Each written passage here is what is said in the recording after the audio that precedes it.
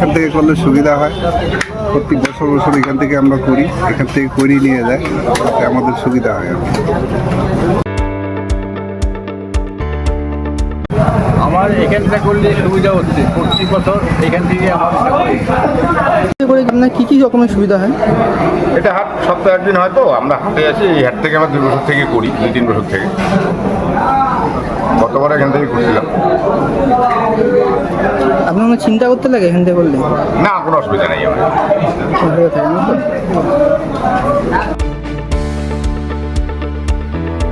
বছর এখান থেকে করে আমাদের কোনো রকম অসুবিধা হয় না। যারা আসে নিয়ে যায়, আবার আমাদের আইনে দোকানে।